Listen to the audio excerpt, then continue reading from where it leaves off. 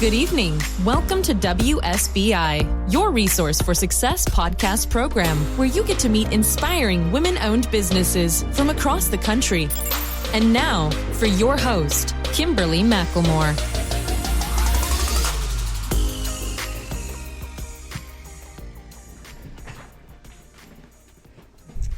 All right. Good evening and welcome to WSBI, your resource for success podcast program, where you get to meet inspiring entrepreneurs and women-owned businesses from across the country. I am your host, Kimberly McLemore, CEO and founder of the Women's Small Business Initiative, LLC, and award-winning author. And welcome to another night of sharing. With us, we have Adam Cole. Adam Cole is the couples financial coach. He helps couples who love each other make sure the money conversation doesn't get in the way. He also hosts the Couples Financial Coach podcast. Adam is a certified mediator with experience as a tax attorney and financial advisor. He has a Duke Law degree and a master's in tax law from NYU. Adam is a musician, vegan, and social justice advocate. Through his Pathways to Prosperity program, numerous couples have achieved financial clarity, teamwork, and peace of mind. So without further ado, please help me welcome to my platform, Mr. Adam Cole. Hey, Adam, how are you? I'm wonderful. Thanks so much for having me. How are you? Oh, it's a pleasure, and I'm doing great. Thank you. And I'm so glad that we had the opportunity to get together tonight so we could get this done. I'm just excited to have this conversation. The number one conversation that people argue about all the time is money. Yep. Mm-hmm. So, but before we dive into this conversation, why don't you tell the listeners just a little bit more about who Adam Cole really is?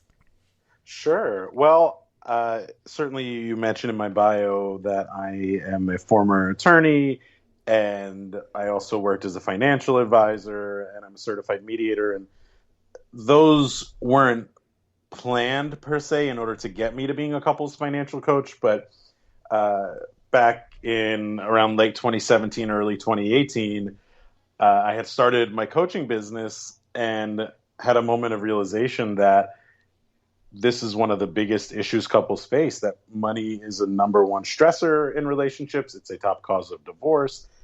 And when I went looking for content, for coaches, for podcasts, books about it, I was shocked that there were so few.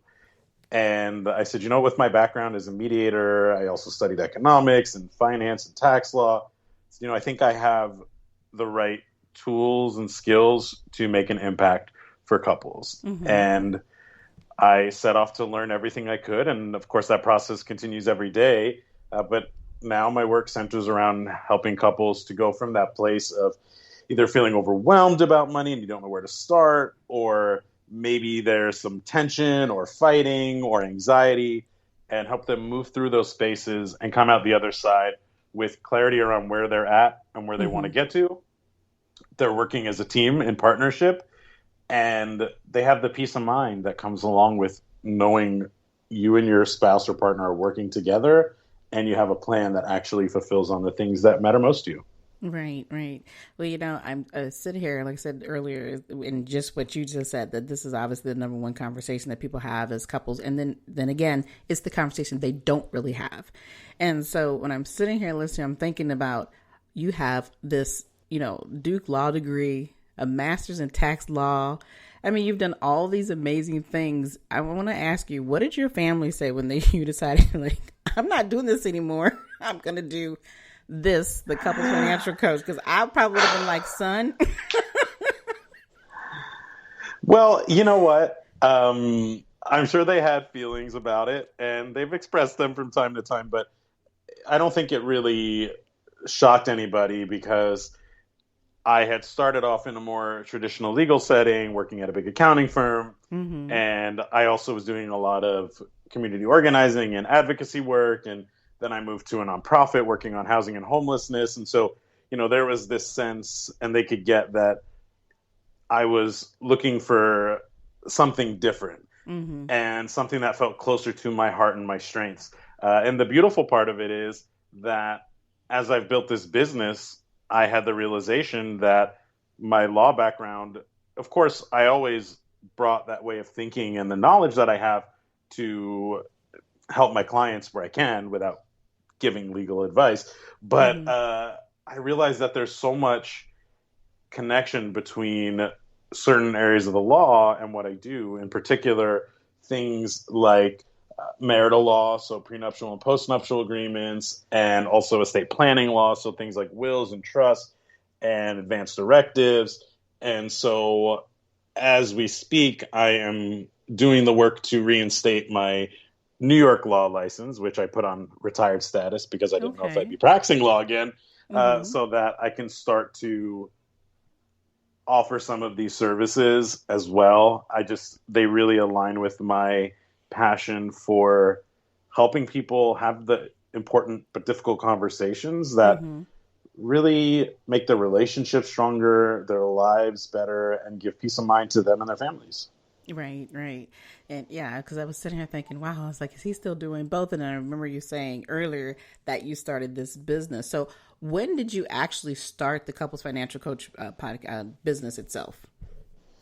Well, the coaching business started in late 2017, and I was helping people with finances. I was helping them with relationships, helping them with communication, but not in any coherent, combined sort of way. And then I was on a networking call with somebody who said, what about financial communication? It's a top cause of divorce. And as I mentioned earlier, I was kind of that, hand on chin. And like, when I went and researched it, like I said, there was so little out there that this was, I believe, February of 2018. So 3.5 years ago now.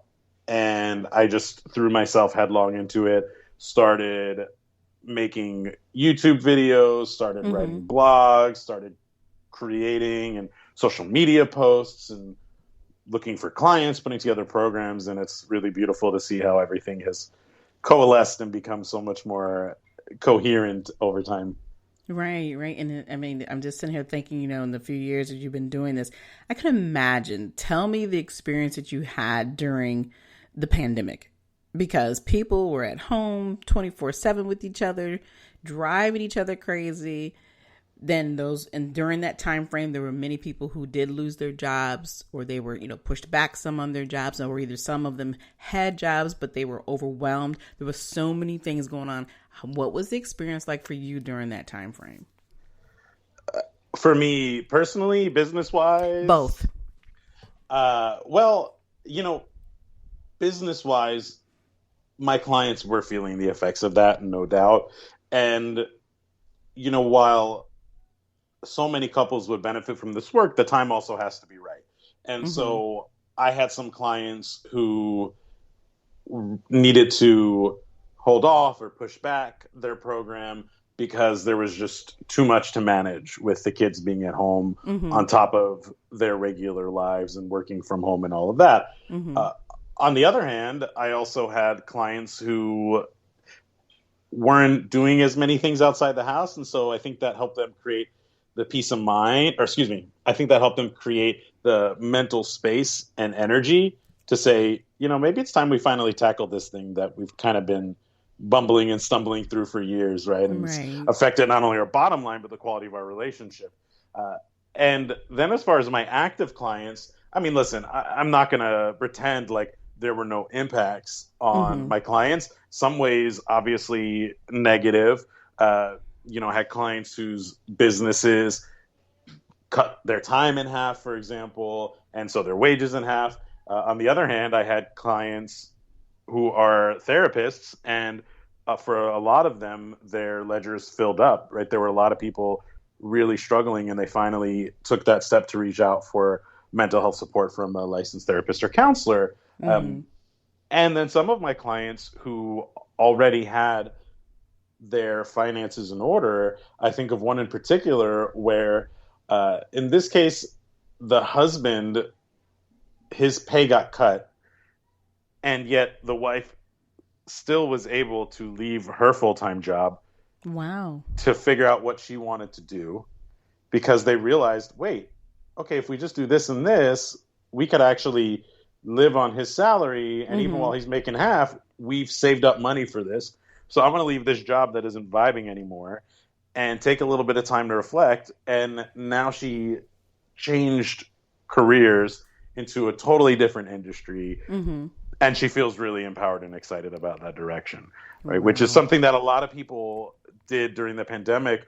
Was if you had the privilege to be able to take that breath and step back, like, okay, what's working in my life? What's not working? Exactly. Right? Mm-hmm. And for her, she saw that career wasn't going the way she wanted it to, but because they had done the work to understand where they were at financially, to build up their rainy day fund, to get everything in order, to prioritize their needs and expenses and wants within their spending and overall plan, she was able to make a bold move even while her husband's pay was getting cut. Wow. And that's exactly, I mean, just what you just talked about is people planning.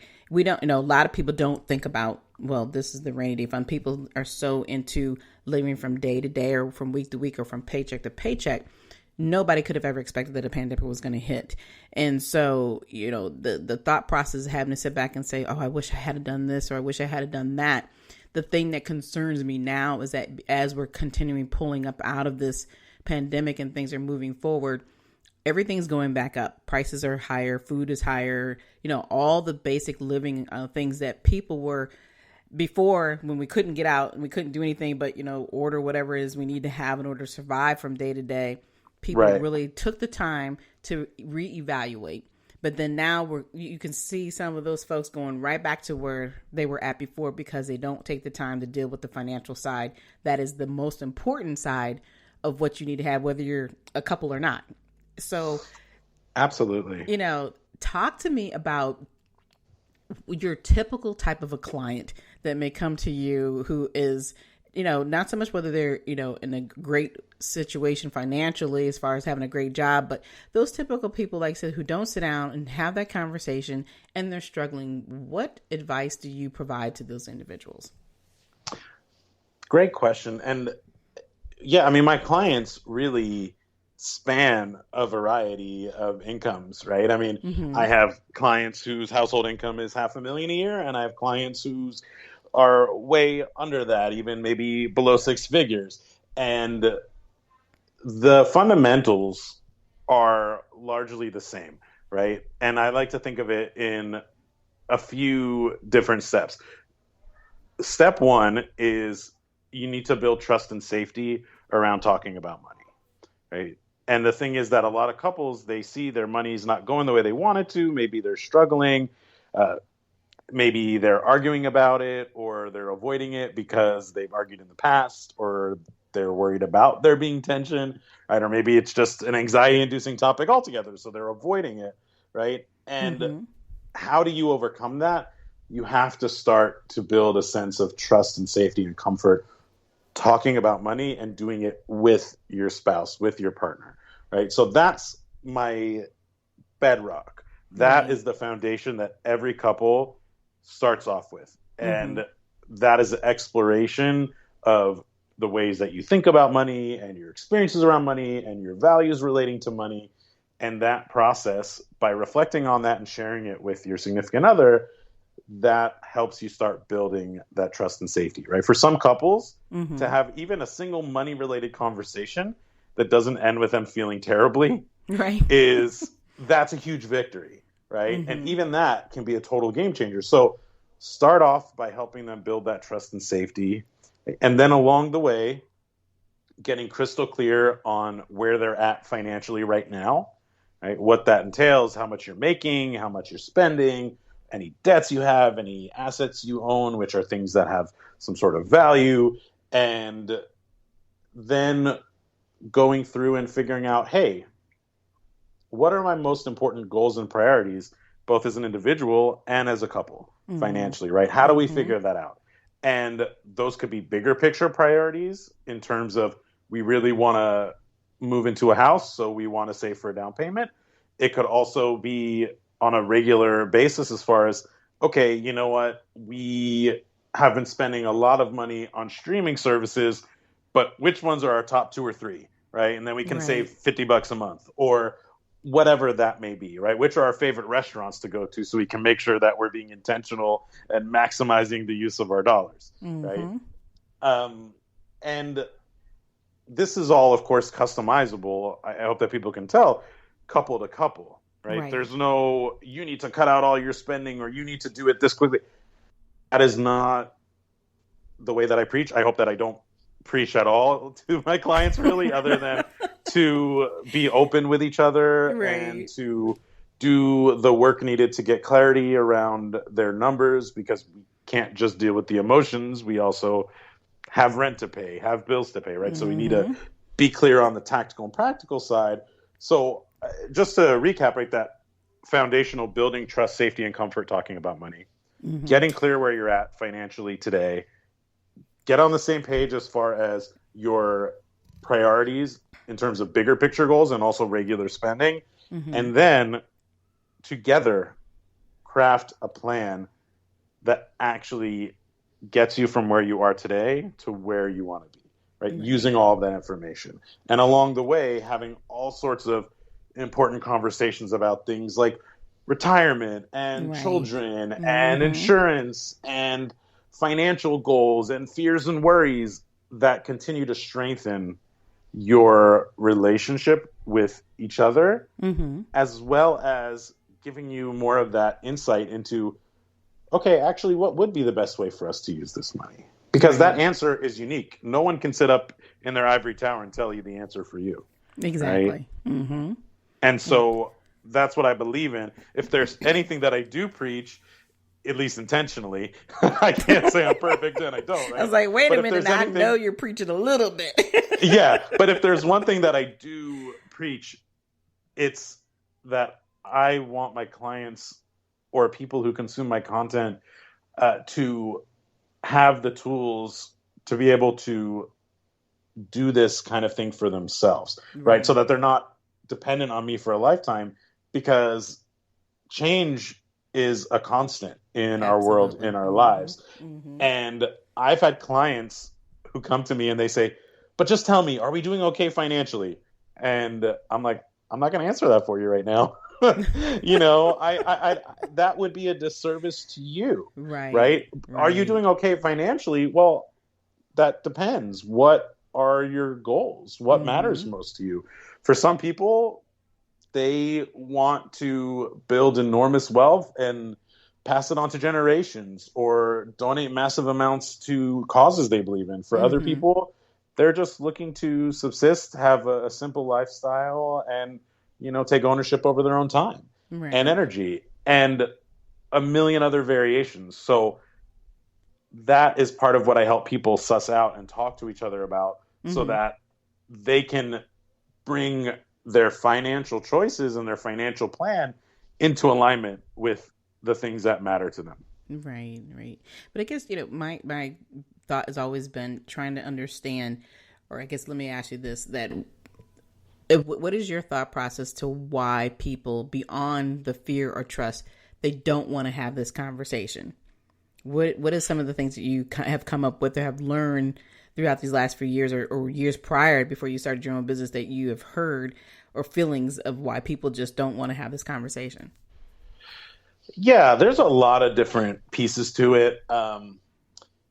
At the highest level, I think very few people feel comfortable talking about this, which means when they have children, they often pass on that energy and they don't necessarily change the pattern unless they do something new. I think there are also a lot of other just social norms and around politeness. I think there are other things that loom in terms of if we were going to talk, let's say, with friends and colleagues, that's going to be really uncomfortable because we may have to face down the realities that, at least at a population level, and so maybe at a lot of times at the firm level too, there's going to be pay discrepancies amongst people, even for the same work, right? Whether that's a man being paid more than a woman, or a white person being paid more than a person of color, whatever the case may be, you know, and this is not, of course, the case in every firm, but we know from the data we've collected at a big picture societal level that these are the trends. And so talking about it, to me, means also talking about some of these issues which are uncomfortable for people, right? To deal with the differences that aren't necessarily the fault of the person who's experiencing that difference. Right. That's not necessarily something as conventional of a point of view, but it resonates with me. Obviously for listeners, they may have a different perspective, but certainly the money being a taboo topic is something that I think is widely appreciated. And then when it boils down to it, especially because we don't have that personal comfort around money, we are afraid of judgment from ourselves or other people. For example, what if I open my account and it turns out, oh my God, I really have a lot less money than I thought. Right. And so we push it off. And you push it off today, but today becomes a month, becomes a year, becomes a decade, right? The other thing is maybe you feel some worry or anxiety around, will my partner judge me? Right? Maybe I think that I should know more about finances than I do, or I should be in a better position than I am. And if I start talking to my partner about it, maybe they're going to be upset about it or feel like I'm not a reliable person for them to be with, or right? It could raise a whole host of other concerns.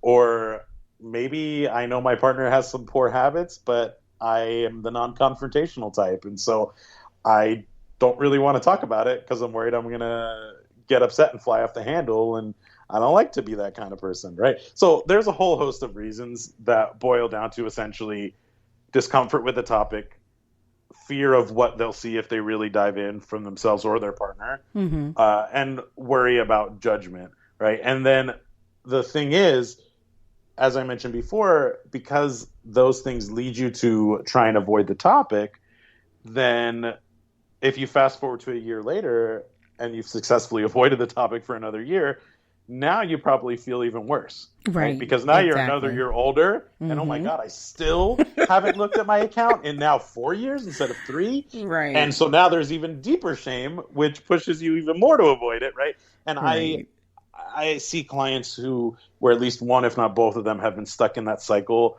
for a really long time. Or there might be one partner who is really cognizant of the financial situation, but their frustration has boiled over and now they are either holding it in and dealing with a lot of anxiety, or they're the type for whom it spills out and they are getting on their partner's case, probably not being super nice about it, on them all the time, giving them that passive aggressive or that side eye, and or the that's ultimatum. Also no fun. Right. Or the ultimatum, right? And usually the ultimatum ends up in divorce because of the non-conversation. But I always sit back and think those, like when people decide to get together and they want to, become this couple and they start living with each other, I'm thinking, why are you not having this conversation before you jump into that? Because the ultimate thing, like you just said, it continues on day after day, month after month, year after year, and you're realizing you're still stuck in this, haven't had this conversation, and things have gotten worse. And then, something that you love this person, but the end result is, I'm going to divorce you because you can't get yourself financially together. So it doesn't get simpler, right? If for the average couple anyway, okay, they get together, then let's say they get married, right? Well, maybe they're renting, but then a lot of people like to buy a home, right? And then maybe they want to have kids. And then they have aging parents who might need financial support or want to move in with you or what have you. Right. And so the point is, your financial lives only get more and more complex. And then you're like, oh, retirement, I'm finally smooth sailing now. Well, not really, because if you're no longer earning income, and now you're what we call a fixed income situation, if you have financial anxiety in particular, that can go through the roof because you're like, oh my God, is it going to be enough? Is it going to be enough? Is it going to be enough? Right? And you're just sitting there every day watching that number get lower and lower, and eventually you panic, right? And I've seen this, I don't usually work with clients who are at the retirement phase, but I've certainly seen it in my own family, right? With people who've retired on that fixed income, and the panic sets in. Right.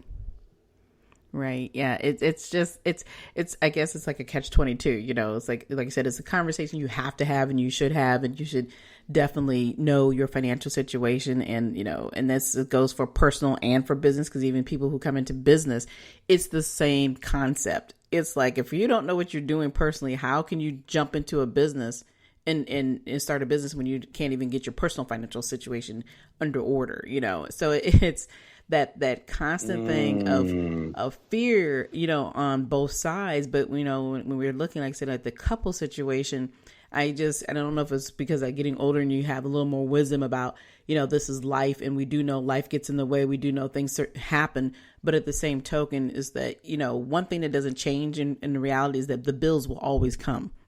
You know, whether you're retired or not, those bills will still come, because that's the reality of life when you're still here. So, you know, having these conversations, I just always try to figure out why it is so hard. And I know, you know, I'm not married now, but I definitely have had, you know, the same situations happen being in a relationship or wanting to have that relationship before we start to dive into jumping into, oh, well, let's live together. Oh, let's do this. And it becomes a sore thumb. And it's like, Yep. I'm not judging you. I just need to know.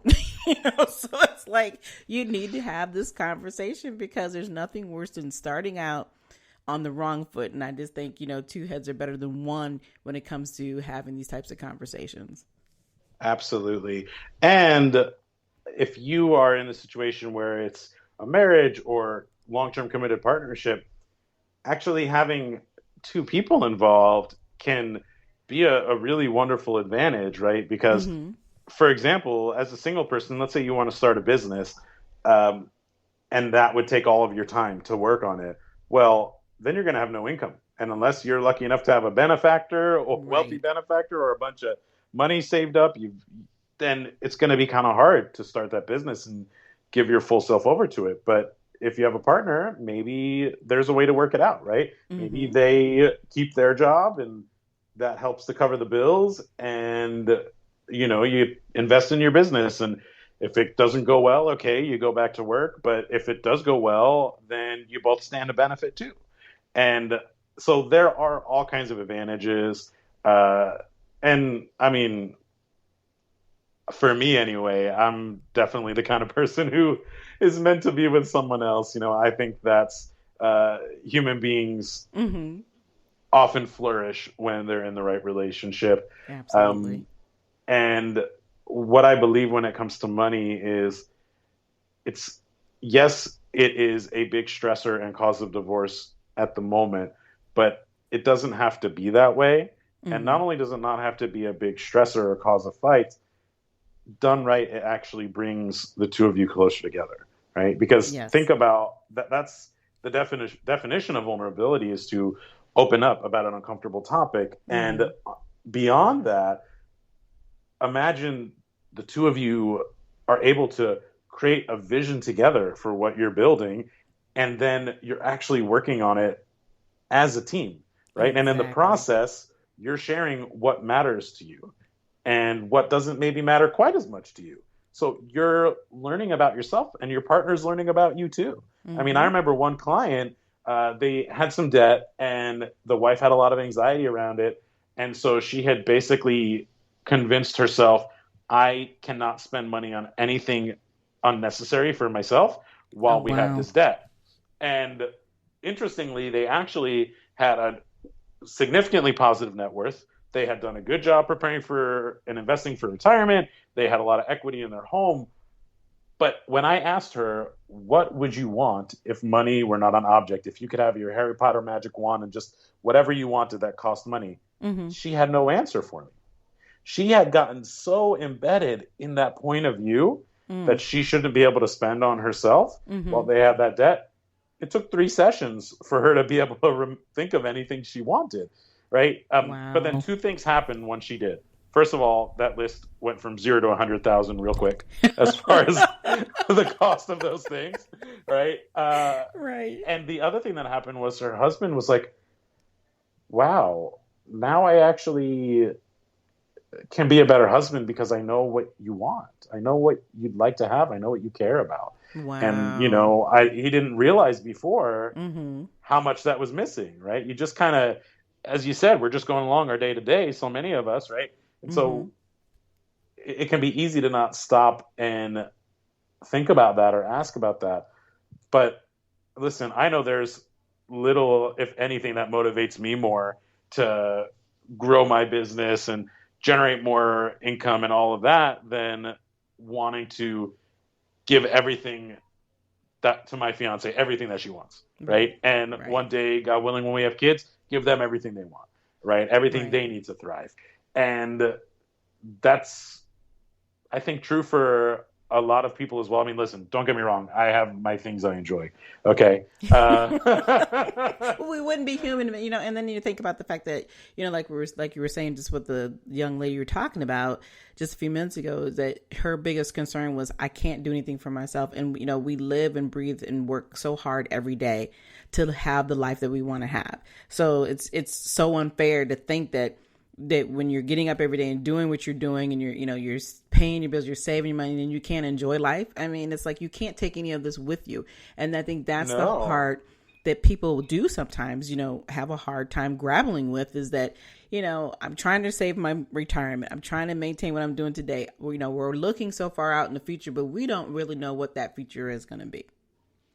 And, and it's that constant, thing that just drives you crazy. I think when you really do try to do the best, do it the right way, I guess is the thing I'm trying to say. So, yeah. Well, and listen, right. And people often view it as an either or, even though it's not. I either save for retirement or I enjoy my life today. Well, why not both, right? Like that adorable commercial with that little girl, right? It says, why not both?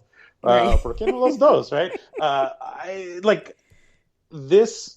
You can make progress toward retirement planning and enjoying life today, right? If you've got, let's say, $1,000 a month left over after your expenses, you can't put 1,000 toward retirement and 1,000 toward enjoying life today, but you could put 500 toward each, for example. Exactly. And people, because money is a topic that we're not used to discussing, it's very easy to fall into this sense of frustration or hopelessness, or it's either this way or that way, or it's a yes or no, 1 or 0 binary.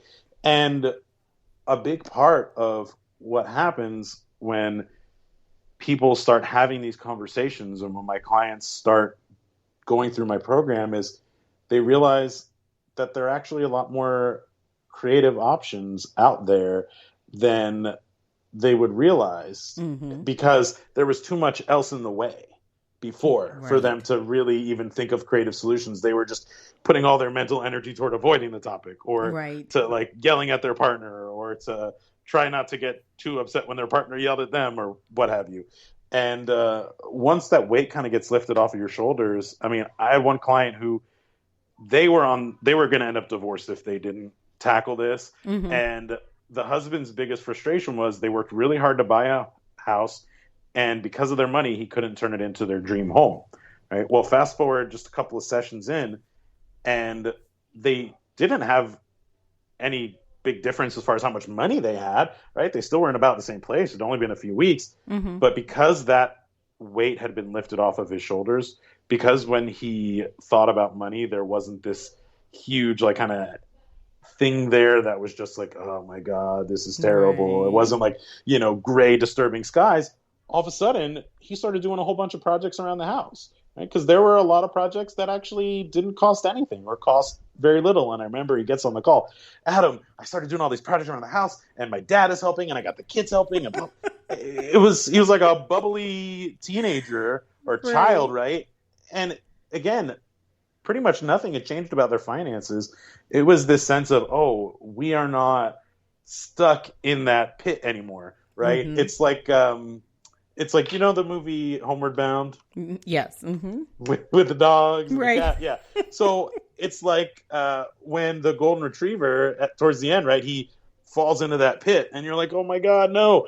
But then he gets out of the pit, right? Yep. And like he's got new life, and it's just amazing, right? Right. So Yep. that's what it seems like, right? You can be like Shadow the golden retriever and get out of that pit, and it'll change the way you look at so many things. Absolutely. And the main thing with this conversation is communication is the key to everything. If you're not communicating, you can't move forward. You will be stagnant. And that's really, the goal to everything in life, and like I said, just having this simple conversation, it could change everything. It wasn't even about just making more money or having more money, but just having the conversation and understanding where you're at and knowing where you're at in life. It truly does help you figure out how you can move, whether it's forward, right, left, backwards, whatever you need to do in order to be satisfied, and that's important because, that's always a number one problem in whether you're in a couple or just you're in a partner relationship or whatever the case may be. If you don't communicate, it's always going to be a problem. And so, I have to applaud you because you have a heck of a business to deal with all these different personalities and the craziness that goes with it. But, you have the right persona to do it, and definitely have the background. I love what you do, and this has been such a fun conversation. But before we go, I got just a couple more questions for you. Sure. So talk a little bit about your podcast. I love talking to other podcasters. So tell us a little bit about your podcast. Yeah, so it's called the Couples Financial Coach Podcast, and hopefully that communicates what it is all about. And it's about everything at the intersection of relationships and money. And the 5th season is out now, and we have recently surpassed 50 episodes. And this season's theme is all around communication and how to improve your communication and different ways to talk about money, whether it's with your spouse or I just recorded an episode about talking money with your family, for example. And, I love what you said about communication being the key. And I just want to say to people, right, communication doesn't mean you get up on stage and give some like TEDx talk about how you and your spouse should approach your mortgage, right? That's sometimes communication looks like, oh my God, I feel really scared because I don't know where we're at, and I feel kind of embarrassed that I don't know more. And that's it. That's communication, right? Just exactly. It doesn't mean you have to be an expert. And that's really what we try and bring to bear in the podcast is all different kinds of conversations that can help you get unstuck from wherever you're stuck and take that next step forward, right? Start the conversation, have a good conversation, figure out how to translate that into your actual plan and finances. And I get to talk to amazing guests week after week. So it's a joy to be a podcaster. Yes, it is. And like I said, I'm so glad that I had the opportunity to meet you and you be on my show because of this topic. Thank you, Sam. Oh, you're very welcome because this topic is definitely needed. I wish we had more time, but I know we're getting close to here. We're actually at the end, but please tell everybody, Adam, how they can reach you if they want your services and how they can listen to your podcast. Sure. Well, so my website is couplesfinancialcoach.com. And that is my handle on Instagram as well. So that's the best place to find me. And I offer a really neat free quiz on my website at couplesfinancialcoach.com/quiz. And the quiz helps you figure out what your couple's money personality type is. So not your individual money personality, but as a couple, right? Like, where are you at? How well are you doing understanding each other and communicating about this? And then I give you a free tool based on wherever you land. And you can find my podcast on the website as well, couplesfinancialcoach.com/podcast. The website is really the hub for everything. You can book a consultation with me and all of that. But the podcast is also on all the major libraries, Apple, Spotify, etc. All right. Well, again, Adam, it has been such a pleasure having you on tonight. Do you have any last words for my listeners? It's possible. It's possible for you.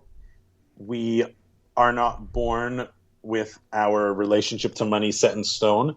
It's something that develops over time, which means that we can also develop it in a positive direction.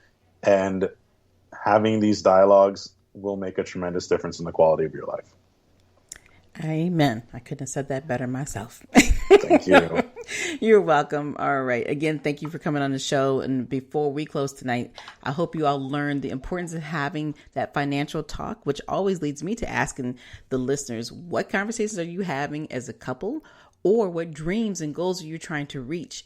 All you have to do if you want to have that conversation with me is just reach out to me at Kimberly at WSBILC@gmail.com, and let's chat about those dreams and let's turn those dreams into goals.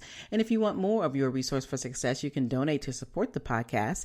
We have a Cash App that's available, which we'll have in the information that you can find, as well as, or you can go to www.WSBILC.com, which is the website. And again, we would like to thank you all for listening to us tonight. We'll be back next week with more amazing guests.